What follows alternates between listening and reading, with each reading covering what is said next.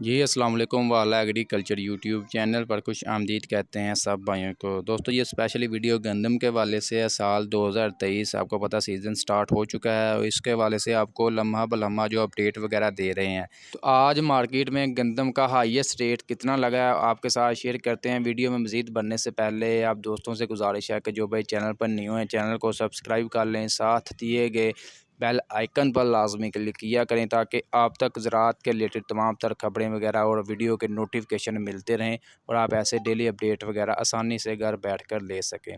पंजाब में जो नई गंदम का हाईएस्ट रेट आज हमने जो निकाला है 4,600 रुपया। ठीक है, बहुत से भाई कह रहे थे कि ये हो नहीं सकता, ऐसा बिल्कुल नहीं है।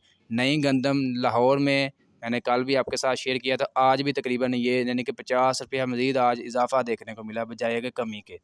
4,600 रुपया प्लांट वाली सफाई का रेट है, 4,500 रुपया यानी कि जो छानने वाली सफाई का रेट है। जबकि अगर सफाई के बगैर लेते हैं तो 4,300 रुपया जो है मार्केट में रेट्स है नई गंदम का। ठीक है, तो जो हमारे ज़िम्मेदार हैं वो कह रहे हैं जी हम 3,900 3,800 तक मार्केट में फ़रोख्त करके जा रहे हैं। वो भी गंदम की क्वालिटी होती है।